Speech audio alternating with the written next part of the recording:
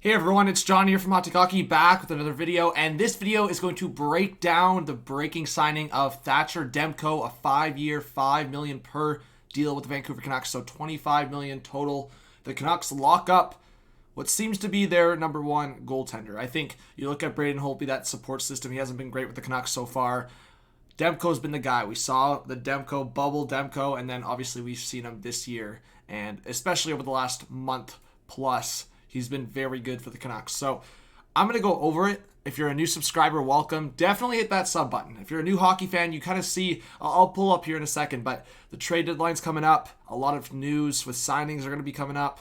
The playoffs. I'll be doing a lot of stuff for content and streams. So definitely drop a like as well and leave your comment with your thoughts on this Demko signing. So let's get right into it. And I'm actually going to do this video a little differently as well. And I'm actually going to go a step further, or 2 steps further, and look at the potential of Pettersson re-signing soon and Quinn Hughes. So both those guys pending RFAs going into the summer. So they do lock up Demko, but still have to worry about the 2 other guys. So as you see there, Thatcher Demko, $5 million cap hit. Don't pay attention to the details because the details is not finalized. But just in terms of the age, 25, he's a guy that is huge in his net, huge frame, 6'4", and he's coming off, like I said, the bubble performance, and so far he has shown that at least taking out that start of the year, he can be consistent. So $5 million per, the details are not finalized, but let's go into what the depth chart could look like for next year. So they've got forwards locked up, but obviously there's holes, right? There are definitely holes. So no Pettersson obviously there yet, RFA, and no Quinn Hughes. They definitely got to lock up some defensemen, or see what the option is for defensemen. Like, obviously we can fill like some holes. Like Rathbone should have a chance to make this lineup next year, right?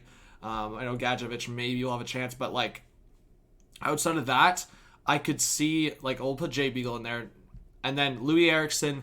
That's just a question mark of if they're going to buy him out. So just in terms of potentially buying him out, let's just do it because it's one final year. I would wonder if they just buy him out because then he'll take it over 2 years. If the Canucks want to contend next year, it might make sense. So let's just look at the buyout and see what it would look like. So, for the Vancouver Canucks long-term outlook, if they did buy out Louis Eriksson, it would be $4 million against the cap for next year. So a little less than the 6, and then a $1 million cap hit against in 2022, 2023. So it takes him off the roster, and it saves a little bit of cap for next year. So it could make some sense here. So we'll just leave him bought out for now because I feel like the Canucks are either just going to try to attach a pick to him and trade him, or do exactly that and just buy him out. And $1 million against the cap for the next year, like, it's whatever. They save $2 million cap. So it makes some sense. So let's look now at the signings of Pettersson and Hughes and just build the rest of the roster here because obviously I can give a lot of my thoughts into Demko, and I will here as I go through. I like this Demko signing. A lot of Canucks fans are probably going to be like, this is risky. I don't like it. I've always had the mindset, and seeing firsthand with the Toronto Maple Leafs, for example, lock the guys up right away if you can. The bridge deals, if you can avoid them, avoid them. I mean, you just saw it with Matthew Barzal. Barzal is $7 million. Like, this guy's probably going to command $10 million. And that's why I was saying to Islanders fans, and I was just having just conversations with different perspectives, saying if you can lock up a guy like Matthew Barzal for $8.5 to $9 million for 7 years, do it, because he's obviously going to command at least that, if not more, when the contract's up. And why just waste the time? Obviously, for the Islanders cap troubles, that was one thing. So the $2 million of potential savings is maybe worth it in the short term, but in the long term, it becomes a problem. So lock him up when you can, and that's why I just think Thatcher Demko at $5 million, he's entering into his prime right now. Like, I swear sometimes we think like, okay, this guy is like super young. Like, no, he's young, but he's also it's been like a waiting game for Demko to finally make his way into Vancouver, and he's here. So for these next 6-7 years, I think Demko is going to be at the top of his game, hopefully, right? And that will be for most of his contract.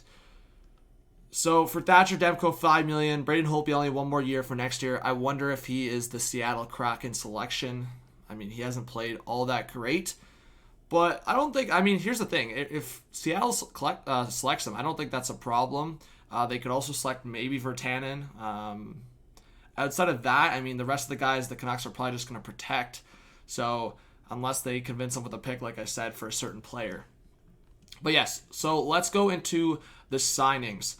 So as I said, I would prefer to lock these guys up. So I'm going to talk about bridge deals. Like, just quickly, if it's a bridge deal for Quinn Hughes, it's probably around $5 million. If it's a bridge deal for Pettersson, it's probably exactly what Barzal got. I'd say it's around $7 million. All right, that is probably the scenario on a 2 or 3 year deal, 5-ish to 6-ish. Like, for Quinn Hughes, legit offensive threat. He's just got to improve his defensive game, and on transition, he's great. But of course, for a guy like Pettersson, injury issues, obviously, but also not a point per game. So I'm going to throw some comparisons out there as well. So let's just focus on, for one, the Pettersson. And I am just going to do what I think is not best case scenario, but I think what they should focus on.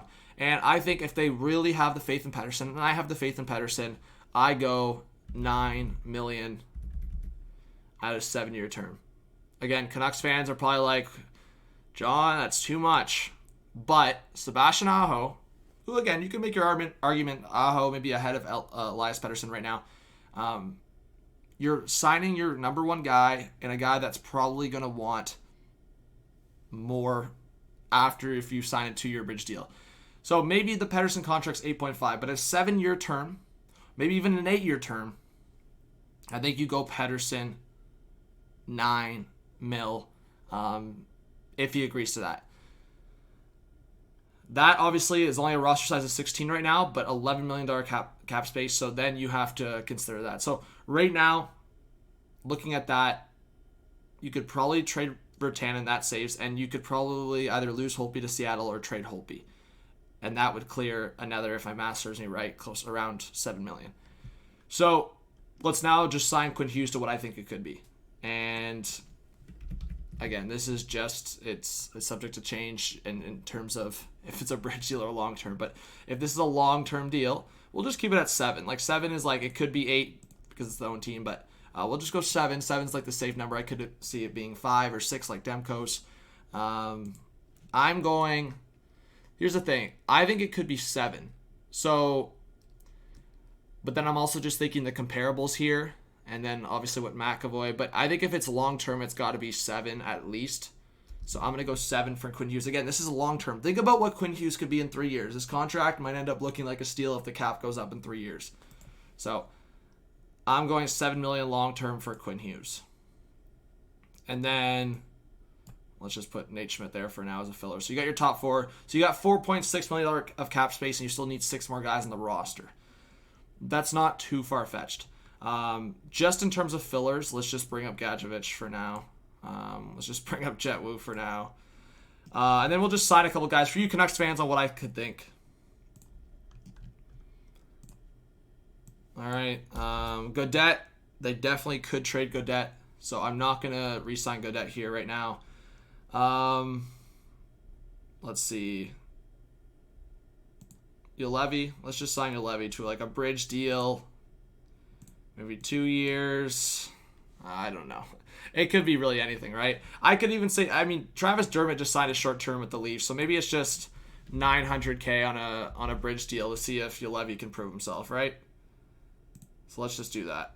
All right, Julevi there. This is just as a filler, as I said. And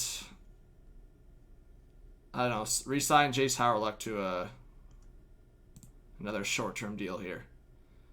All right, so one of your scratches. We're getting there at a roster size of 21.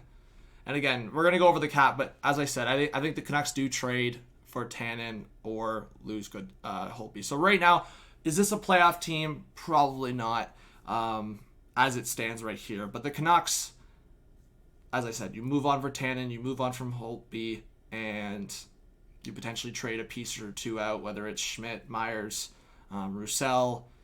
I know there's been rumors around Tyler Mott. I think they potentially do trade Gaudette. I think one of Gaudette or Virtanen definitely get moved, potentially both. So, right, there's options here, but I will say I am confident in them figuring out the Tanner Pearson situation prior to the trade deadline. So let's just look at the pending UFAs, right, for the Vancouver Canucks. And it's a long list, right? So Hamonic, I wonder the situation with Hamonic. Rafferty's going to be an interesting one for sure. Obviously, I think Edler maybe, I don't think he retires, but I don't know if the Canucks even want him back. And Brandon Sutter's the one that's kind of interesting for me because I think he might get traded as well before the deadline. So as you're watching this video, maybe Sutter's gone, maybe Pearson's gone. But I do think the one guy, obviously, they do want to consider re-signing is Pearson. But for Jim Benning, he's also got to consider what he can get back in the trade prior to the deadline. So let me know what you guys think. As I said, if it's a long-term deal for Pettersson, I think it's potentially 8.5 to 9 plus. I mean, Aho's a great comparable. Even maybe you could throw a comparable with Rantanen, obviously a winger versus center, but Rantanen got about 9.2 million, so that's also a comparable with Pettersson there. You could also throw comparisons with Quinn Hughes on different contracts. Obviously, McAvoy, for example, got a bridge deal. So the bridge deal on McAvoy's could be similar to what Quinn Hughes gets. And I do think long-term, Quinn Hughes is asking for at least $7 million. And that's what I think. If people are going to complain about $7 million for Quinn Hughes long-term, you got to check yourself because it can get even worse and a higher amount when the cap goes up. If he signs a 2 or 3 year bridge deal and the cap goes up in 3 years, this guy is probably going to ask for $8+ million. So just consider those different perspectives. I like the Thatcher Demko contract. I think even if he falls down to an average goaltender to like an elite goaltender, somewhere in there, right now he's showing that he can be a top 10 goalie. Maybe that's far-fetched. Maybe some people are going to be like, John, he's not going to stay consistent like this. I think right now, I mean, even better than that. Maybe he becomes a consistent top 5 goalie. We don't know, right? A goalie is a very interesting development period because we really don't see the proper form of a goaltender in most cases until like 25, 26, and we're just seeing Thatcher Demko get to that age, right? So different perspectives. Let me know what you guys think. Thatcher Demko, 5 years, $5 million per, 25 total, and then obviously looking at the Pettersson contract, the Hughes contract, and different perspectives for the Canucks. They're not totally out of the playoff spot right now, like in terms of the playoff race. They're out of a playoff spot, but not out of the race for sure. But that, I would say, race is definitely becoming a little more difficult as the Habs keep winning, and then the Oilers, Jets, and Leafs. It seems like that forward could be solidified soon. So for the Canucks, they're going to have a big offseason on their hands. Jim Benning is on the hot seat. Let me know all your thoughts in the comment section. Subscribe, like, and comment. This was John from MCKAY. Have a good one. Peace out.